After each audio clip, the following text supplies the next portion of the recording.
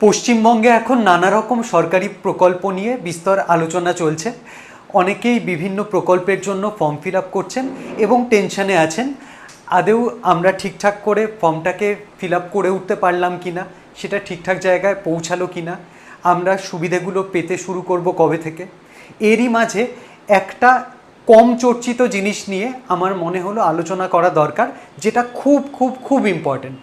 সেটা হচ্ছে আধার আপডেট। আমরা জানি এখন যে কোনো সরকারি প্রকল্পের ক্ষেত্রে বা যে কোনো বিষয়েই ফর্ম ফিল আপের ক্ষেত্রে আধার কার্ড একটা অত্যন্ত গুরুত্বপূর্ণ ভূমিকা পালন করে।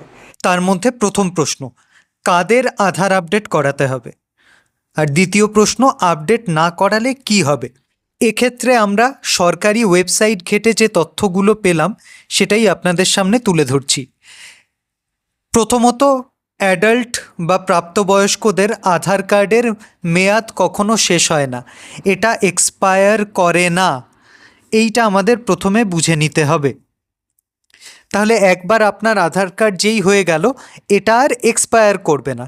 তাই এক্ষেত্রে যে আমাদের সবথেকে বড় কনসার্ন, যে 10 বছর অন্তর নথিপত্র আপডেট না করলে আধার কার্ড ডিঅ্যাক্টিভেট হয়ে যাবে, সেটার বোধহয় কোনো ভিত্তি নেই। তাহলে নথিপত্র আপডেট নিয়ে এই চর্চাটা চলছে কেন? এটা পরামর্শ দেওয়া হয়েছে, ম্যান্ডেটারি বলা হয়নি। সরকারের তরফ থেকে বলা হয়েছে যে প্রতি 10 বছরে অন্তত একবার যদি আপনারা প্রুফ অফ আইডেন্টিটি আর প্রুফ অফ অ্যাড্রেস এটা আপডেট করেন, সেটা বেটার। এটা কম্পালসারি না।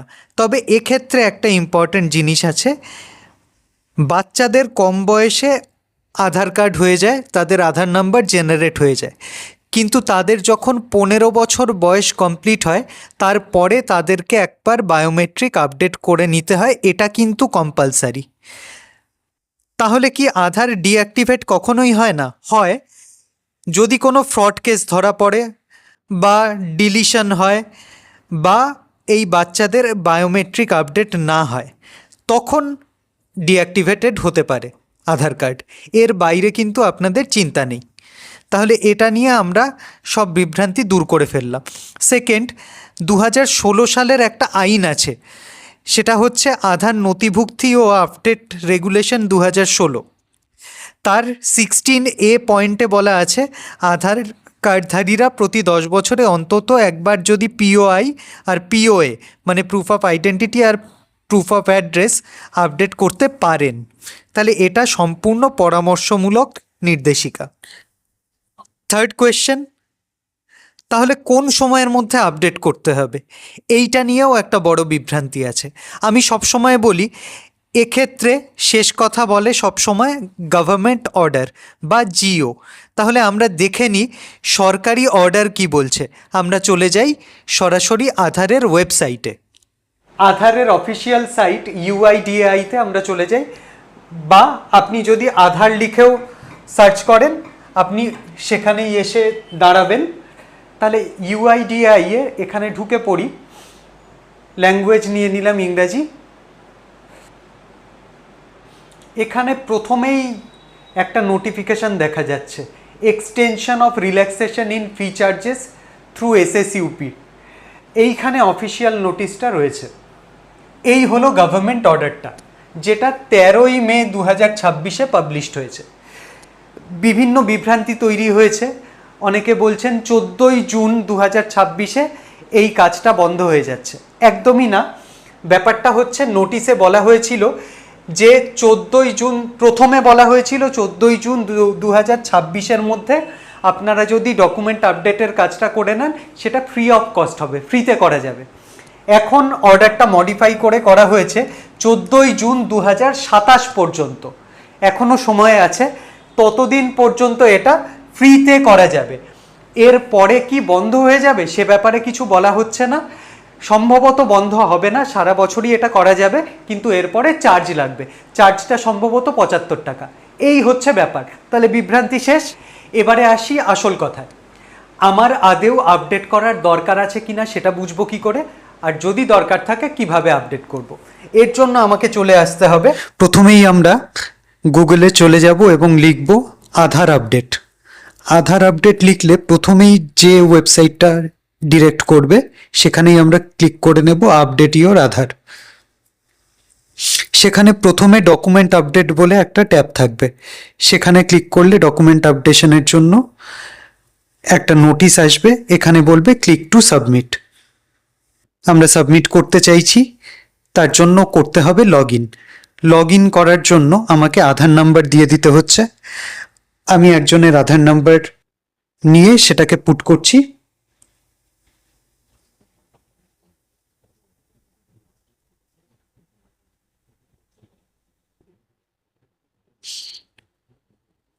ক্যাপচা দিয়ে দিলাম, নিচের ক্যাপচাটা।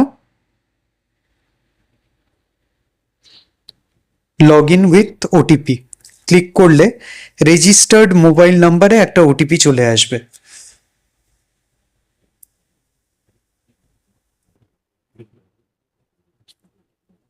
ওটিপিটা পুট করে দিলাম।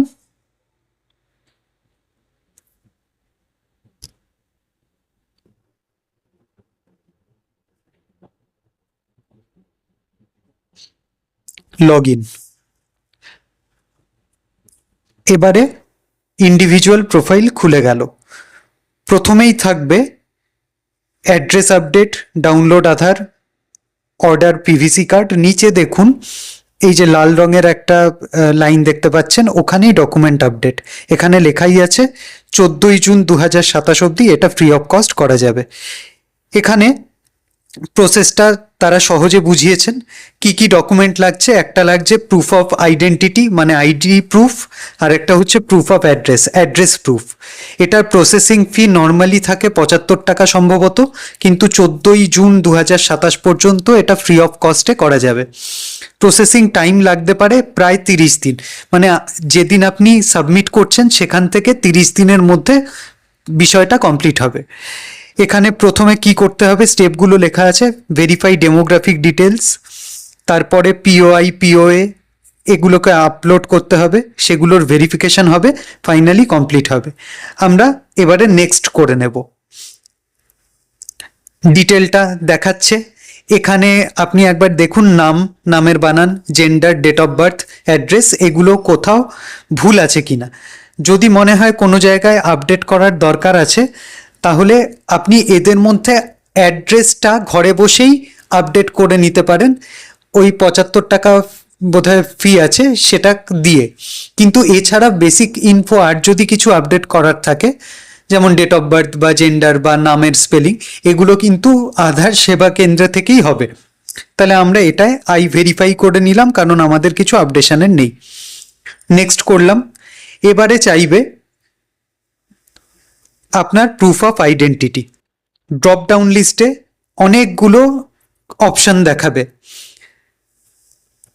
এদের মধ্যে নর্মালি যেগুলো থাকে, ড্রাইভিং লাইসেন্স, ইন্ডিয়ান পাসপোর্ট বা বিভিন্ন বোর্ড থেকে ইস্যু করা মাধ্যমিক, উচ্চ মাধ্যমিকের সার্টিফিকেট, মার্কশিট, আরও অনেক কিছু রয়েছে, এগুলো আপনারা একটু দেখে নেবেন। কাস্ট সার্টিফিকেটও চলবে। লাস্টে আমরা দেখতে পেলাম voter ID. Voter I card যেহেতু আছে, আমরা সেটাতে ক্লিক করে নিলাম এবং আই অ্যাকসেপ্ট করছি। তারপরে আপলোডের অপশন দেবে, কন্টিনিউ টু আপলোড। ভোটারের পিডিএফটা সিলেক্ট করে নিলাম।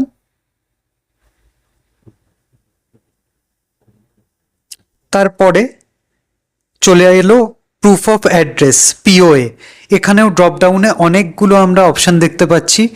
তার মধ্যে যেগুলো নর্মালি অ্যাড্রেস প্রুফ হিসেবে বিবেচিত হয় এবং প্রায় সবার কাছেই থাকে, ব্যাংকের অ্যাকাউন্টের পাসবইয়ের ফ্রন্ট পেজ বা গ্যাসের বই বা ইলেকট্রিসিটি বিল, আর লাস্টে আমরা দেখতে পাচ্ছি ভোটার কার্ডও রয়েছে। তাহলে আবার ভোটার কার্ডটাই আমরা সিলেক্ট করলাম, তাহলে আর দুবার করে কিছু করতে হবে না। আবার এটাকেই আপলোড করে দিলাম।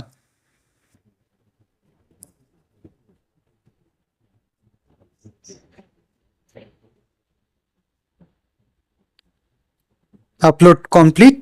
লাস্টে আমাকে ডিক্লারেশন দিতে হবে, এখানে টিক করে দিলাম, নেক্সট করলাম, ওকে। আবার দেখাচ্ছে এটা ফ্রি অফ কস্ট, সাবমিট করে দিলাম। একটু টাইম লাগে, 15 সেকেন্ড, তার মধ্যে হয়ে যায় এবং ফাইনালি আমরা এটা কমপ্লিট করে ফেললাম। ফিডব্যাক চাইছে, আপনারা ক্রস করে দেবেন। ডাউনলোড অ্যাকনলেজমেন্টটা ডাউনলোড করে রাখবেন। ডাউনলোড হয়ে গেছে আমাদের, এটা একবার দেখে নিই। এখানে আপনারা দেখতে পাবেন নাম, আধার নাম্বার, সার্ভিস রিকোয়েস্ট নাম্বারটা দেওয়া থাকবে। এই যে আপনি সার্ভিসটার জন্য অ্যাপ্লাই করলেন সেটার একটা টোকেন হয়, সেটা এটা। ঠিক আছে, এটা নিজের কাছে যত্ন করে রেখে দেবেন। এরই সাথে আমাদের এই গোটা ইম্পর্টেন্ট প্রসেসটা কমপ্লিট হয়ে গেল। আপনারা এটা করে রাখলে কার্ডটা অ্যাক্টিভ থাকবে আরও কিছুদিন। তাহলে কার্ডটা অ্যাক্টিভ থাকবে। আর আমরা আবার ঠিক করেছি রেগুলার বেসিসে ভিডিও আনবো। আপনারা যদি কমেন্ট সেকশানে জানান আপনাদের কোন বিষয়ের উপর ভিডিও পেলে ভালো হয়, তাহলে আমরা সেই টপিকগুলো নিয়ে ভিডিও করার চেষ্টা করব। আর আজকের ভিডিওটা দেখার পরেও যদি কোনো কনফিউশন থেকে থাকে, কমেন্ট বক্স খোলা রইল। এখানে আপনাদের যাবতীয় সমস্যার কথা উল্লেখ করুন, আমরা সাধ্যমতো উত্তর দেওয়ার চেষ্টা করব।